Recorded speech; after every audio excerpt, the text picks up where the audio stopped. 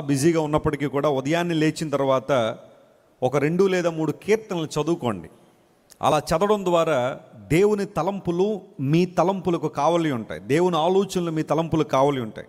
ఆ రోజంతా కూడా వ్యర్థమైన ఆలోచనలు, ఉపయోగం లేని ఆలోచనలు రాకుండా దేవుని వాక్యం మిమ్మల్ని గైడ్ చేస్తూ ఉంటుంది, గాడ్ చేస్తూ ఉంటుంది. లోకుల చేతిలో నుండి నన్ను రక్షించు ప్రభువా. లోకుల చేతిలో, వరల్డ్లీ పీపుల్, ప్రభువుని ఎరిగిన వారు, దేవుని ప్రేమ తెలియని వారు, ఆయన యొక్క మహిమను ఎరిగిన వారు, అలాంటి వారి చేతుల్లోంచి నన్ను కాపాడు. ఎందుకంటే ప్రతిరోజు బహుశా వారి చేతుల్లో పడే అవకాశాలు ఉంటాయేమో. నన్ను ప్రక్కదారి పట్టించేవాళ్ళు, లేదా నా క్షేమాన్ని జీర్ణించుకోలేని వారు, నేను అభివృద్ధి చెందుతుంటే తట్టుకోలేని వాళ్ళు, ఆత్మలో ఫలిస్తూ ఉంటే తట్టుకోలేని వాళ్ళు చాలామంది నా చుట్టూ ఉంటారు. కాబట్టి వారి పన్నాగములలో, వారి కుట్రలలో, వారి యొక్క కాన్స్పిరసీలో నేను పడకుండా నన్ను రక్షించు ప్రభువా అనే చక్కని ప్రార్థన మనం కూడా చేసుకోవాలి. ప్రాముఖ్యంగా తల్లిదండ్రులు మీ పిల్లల కోసం అలాంటి ప్రార్థన చేయడం ఎంతైనా ప్రాముఖ్యం. Let us pray for our children as well. మా బిడ్డలు లోకస్తుల చేతిలో పడకుండా సహాయం చేయ ప్రభువా అని ప్రార్థన చేయడం చాలా ప్రాముఖ్యమైన అంశం. అయితే ఆ ప్రార్థన చేసిన తర్వాత దేవుని మీద తనకున్న కాన్ఫిడెన్స్ని ఇలా అంటున్నాడు, నీవు నీ దానములతో వారి కడుపు నింపుతున్నావు ప్రభువా. దేవుడు దానమిచ్చువాడు అనే మాట ఇక్కడ గమనించాలి. దేవుడు తన దానములతో మనల్ని నింపేవాడు. వారెన్ బఫెట్ గురించి మీలో చాలామంది తెలుసు. ఆయన number 1 multi millionaire in the world. ప్రపంచంలో ఆ స్థానం అప్పుడప్పుడు కొంచెం కిందకి పైకి మారుతూ ఉండొచ్చు.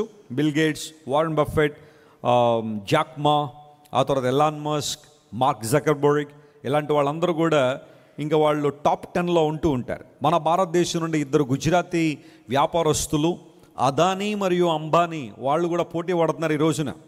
చాలామంది భారతదేశం పేద దేశం అనుకుంటారు, కానీ బోల్డ్ మంది ధనికులు, గొప్పవాళ్ళు, కుబేర్లు మన దేశంలో ఉన్నారు. అదానీ గారు, అంబానీ వాళ్ళు వారి బిజినెస్లు మొత్తం ప్రపంచవ్యాప్తంగా వ్యాప్తి చెందించారు. ఆస్ట్రేలియా దగ్గర నుండి కెనడా వరకు, సౌత్ అమెరికా దగ్గర నుండి ఆఫ్రికాలో చిన్న చిన్న దేశాల వరకు మన భారతీయ బిజినెస్ మ్యాగ్నెట్స్ విపరీతమైన బిజినెస్లు కలిగి ఉన్నారు. నేను ఆఫ్రికా వెళ్ళినప్పుడు వాళ్ళు చెప్పారు, సార్ ఇక్కడ పెద్ద పెద్ద బిజినెస్లన్నీ మీ ఇండియా వాళ్ళే అండి అన్నాడు ఆయన. అవునా బాబు, అంత డెవలప్ అవుతుంది ఇండియా, అందులో ఇబ్బంది ఏమీ లేదు. అయితే పేదవాళ్ళు లేరా అంటే ఉన్నారు. పేదరికం ఉంది, పావర్టీ ఉంది, బిలో పావర్టీ లైన్లో వాళ్ళు కూడా చాలామంది ఉన్నారు. కానీ మన దేశంలో ఉన్న ఒక చిన్న ఇబ్బంది ఏంటంటే గొప్పోళ్ళు ఎప్పుడు గొప్పోళ్ళు అయిపోతూ ఉంటారు, పేదవాళ్ళు ఎప్పుడు పేదవాళ్ళగానే ఉండే పరిస్థితి ఉంది అని కొంతమంది విశ్లేషకులు మాట్లాడుతూ ఉంటారు. అయితే గమనించండి ప్రియులారా, వారెన్ బఫెట్ అనబడే ఆయన తనకున్న సంపాదనలో, జాగ్రత్త వినండి, తనకున్న సంపాదనలో 95%, 95% చారిటీలకు ఇచ్చేస్తుంటాడట. అంటే అతనికి 100 రూపాయలు లాభం వచ్చిందనుకుని తన వ్యాపారాల్లో 95 రూపాయలు మరలా ప్రపంచానికి ఇచ్చేస్తుంటాడు. వ్యాక్సిన్లు కనిపెట్టడంలో కావచ్చు, రీసెర్చ్ల కోసం కావచ్చు, పేద విద్యార్థులకు స్కాలర్షిప్లు కావచ్చు. మీకు తెలుసా, ప్రపంచంలో చాలామంది పేద విద్యార్థులు స్కాలర్షిప్ల మీద చదువుతూ ఉంటారు. అమెరికాకి చాలామంది చదువుకోవడానికి వెళ్తే వాళ్ళకి స్కాలర్షిప్లు ఇస్తూ ఉంటారు. ఎవరిస్తారు అవన్నీ? ఎక్కడ నుండి ఇస్తారు అంటే ఇలాంటి వాళ్ళే ఆ కాలేజీకి కానీ యూనివర్సిటీకి కానీ ప్రతి ఏటా కొన్ని కోట్ల రూపాయలు ఇచ్చేస్తూ ఉంటారు. ఆ డబ్బును ఏం చేస్తారంటే వాళ్ళు వివిధ దేశాల నుండి ఆ దేశానికి వచ్చి చదువుకునే వాళ్ళకి స్కాలర్షిప్ల రూపంలో ఇస్తూ ఉంటారు. ఇలా సమాజ అభ్యున్నతి కోసం, ప్రజల శ్రేయస్సు కోసం కుబేర్లు చాలామంది దానాలు ఇస్తూ ఉంటారు. నేను తరచుగా చెబుతూ ఉంటాను, మన భారతదేశానికి సంబంధించిన వారికి కొంచెం దాతృత్వం తక్కువ ఉంటుందేమో అనిపించడానికి కొన్ని ఉదాహరణలు ఉన్నాయి.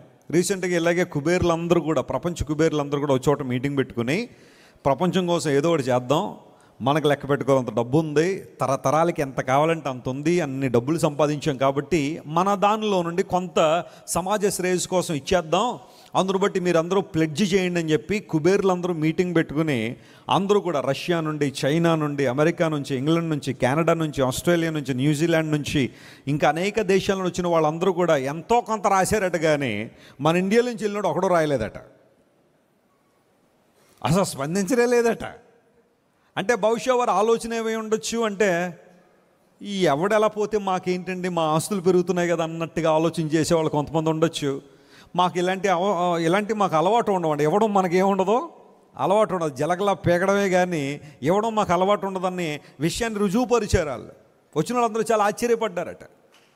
ధనం ఉండడం తప్పు కాదు, పైకి ఎగబాకడం తప్పు కాదు, ఉన్నతమైన స్థితికి రావడం తప్పు కాదు, కానీ ఆ స్థితికి వెళ్ళిన తర్వాత అన్నీ మర్చిపోయి నేను ఎవరికి సహాయం చేయక్కర్లేదు, ఎవరిని నేను పట్టించుకోలేదు అని అనుకుంటే బహుశా ఒక రోజున ఏమన్నా ఇబ్బందుల్లోకి పడతామేమో ఆలోచన చేయాలి. దేవుడు మనలను ఆశీర్వదించేది మనం ఇతరులకు ఎలా ఉండాలి? ఆశీర్వాదకరంగా ఉండడానికి. నమ్మిన వారు స్తోత్రం చెప్పండి. Hallelujah. When God blesses you, he blesses you with a purpose, he blesses you with a reason. దేవుడు ఒక ఉద్దేశంతో నిన్ను ఆశీర్వదిస్తారు. అదేంటో తెలుసా? మనము దీవించబడింది ఇతరులను ఏం చేయడానికి? దీవించడానికి, ఇతరులకు సహాయకరంగా ఉండడానికి. అది మన సామర్థ్యం కొలది. కొన్ని పరిస్థితులు మనం జాగ్రత్తగా బేరీజు వేసుకుని అనేక మంది దీవెనకరంగా ఉండాలి. నీవు నీ దానములతో వారి కడుపు నింపుతున్నావు. వారెన్ బఫెట్ బహుశా 95% తనకున్న ఆస్తిలో ప్రపంచానికి ఇచ్చేయచ్చేమో. బిల్ గేట్స్ తనకున్న దానిలో ఒకంత పర్సంటేజ్ ప్రపంచానికి ఇవ్వచ్చేమో, లేదా మరొకళ్ళు ఇవ్వచ్చేమో. కానీ దేవుడు ఏ దానాలు ఇచ్చాడు? దేవుడు ఏమి ఇచ్చాడు మనకి? నీవు నీ దానములతో వారి కడుపు నింపుతున్నావు అనే బైబిల్ ఉంది కదా. అన్ఆక్యుపైడ్ ప్లేస్, వేకెంట్ ప్లేస్, ఎక్కడైతే శూన్యం ఉందో, ఎక్కడైతే ఖాళీ ఉందో ఆ ప్రాంతాన్ని నింపగలిగిన దేవుడు అని భక్తుడు మాట్లాడితే, దేవుని దగ్గరికి వస్తే ఆయన మనకు ఏ దానం ఇస్తాడు? వేటితో మనలను నింపాలని దేవుడు ఆశిస్తున్నాడు. నీవు నీ దానములతో వారిని నింపుతున్నావు ప్రభు అన్నాడు కదా. ఓ మాట గమనించండి, మన దేవుడు ఎప్పుడూ మనల్ని నింపేవాడే కానీ ఆయన మనల్ని ఖాళీ చేసేవాడు కాదు. కొంతమందితో మీరు స్నేహం చేయండి, 3 రోజులకు ఖాళీ చేసేస్తారు మిమ్మల్ని కదా. అలాంటి అనుభవాలు ఉంటాయి కొంతమందిలో.